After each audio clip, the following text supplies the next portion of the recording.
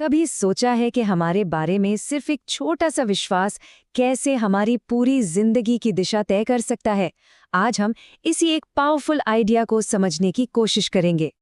ये एक ऐसा सवाल है जो हमेशा से पूछा जाता रहा है कि जो चैंपियंस या जीनियसेस होते हैं, क्या वो ऐसी काबिलियत लेकर पैदा होते हैं या फिर उन्हें कड़ी मेहनत से बनाया जाता है? आखिर टैलेंट का राज क्या है? और इसका जवाब छिपा है दो बहुत ही पावरफुल और एक दूसरे से एकदम अलग बिलीफ्स में। ये सिर्फ सोच नहीं है, ये वो चश्मे हैं जिनसे हम अपनी पूरी दुनिया को देखते हैं। तो चलिए अब पर्दा उठाते हैं उन दो माइंडसेट से जो हमारी कामयाबी और हमारी खुशी की चाबी हो सकते हैं। एक तरफ है फिक्स्ड माइंडसेट, यानी कि स्थिर मानसिकता। ये मानती है कि हमारी काबिलियत, हमारा टैलेंट सब जन्म से तय है, मतलब या तो कोई मैथ्स में अच्छा है या नहीं है। और दूसरी तरफ है ग्रोथ माइंडसेट, यानी विकास की मानसिकता।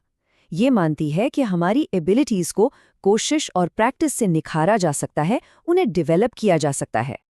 लेकिन इन माइंडसेट्स का असली टेस्ट कब होता है? वो तब होता है जब हमारे सामने मुश्किलें आती हैं, जब हम फेल होते हैं। तब क्या होता है? इसको समझने के लिए एक बड़ा ही सिंपल पर जबरदस्त एक्सपेरिमेंट किया गया।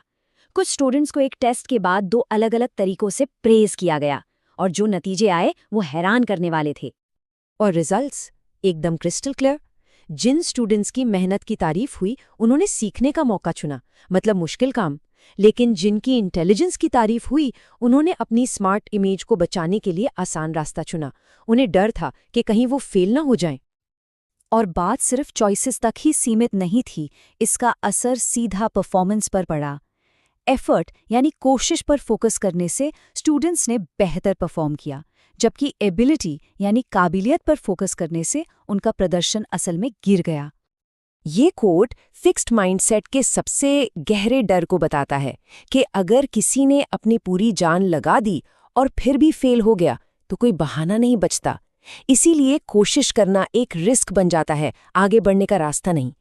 ये माइंडसेट सिर्फ स्कूल तक ही सीमित नहीं है। बिजनेस और स्पोर्ट्स की दुनिया में, जहां स्टेक्स बहुत हाई होते हैं, वहां भी इसका असर साफ साफ दिखता है। इसे सीईओ डिजीज भी कहते हैं। जब लीडर्स टॉप पर पहुंच जाते हैं तो कई बार वो सीखना छोड़कर अपनी रेप्यूटेशन बचाने में लग जाते हैं।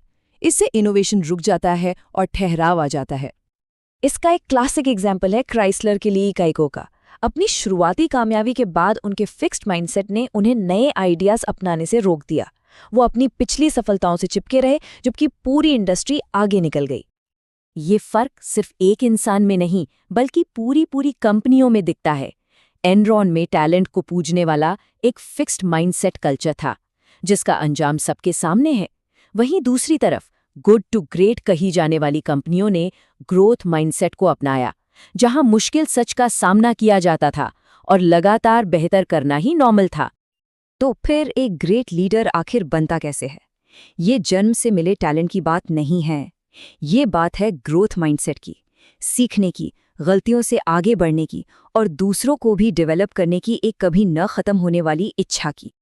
स्पोर्ट्स की दुनिया में तो ये फर्क और भी साफ नजर आता है। जॉन मैकेनरो जैसे फिक्स्ड माइंडसेट वाले एथलीट्स के लिए हर एक पर्सनल अटैक की तरह होती थी, जिससे सिर्फ बहाने और गुस्सा निकलता था। लेकिन माइकल जॉर्डन जैसे ग्रोथ माइंडसेट वाले एथलीट्स के लिए हार सीखना और खुद को बेहतर बनाने का एक मौका थी। माइकल जॉर्डन की महानता का राज सिर्फ टैलेंट नहीं था, बल्कि उनका ग्रोथ माइंडसेट था। उन्होंने अपनी हर नाकामी को कामयाबी की सीढ़ी बनाया, हर चूक को और बेहतर बनने का एक लेसन समझा।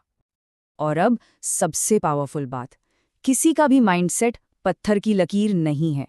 ये सिर्फ एक बिलीफ है, और बिलीफ्स को बदला जा सकता है। कोई भी ग्रोथ का रास्ता चुन सकता है।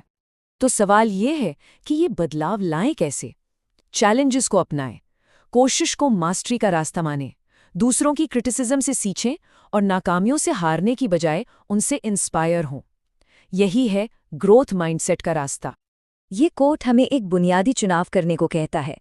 क्या कोई अपने अनयूज पोटेंशियल को एक ट्रॉफी की तरह सजा कर रखेगा, या फिर उन चीज़ों के लिए अपनी पूरी जान लगा देगा जो उसके लिए वाकई मायने रखती हैं? तो जब पीछे मुड़कर देखने का वक्त आएगा तो किसी की कहानी क्या होगी? एक अनयूज्ड पोटेंशियल की कहानी या लगातार ग्रोथ की? ये चुनाव हमेशा हमारा अपना होता है। अपना माइंडसेट चुने, अपना भविष्य चुने।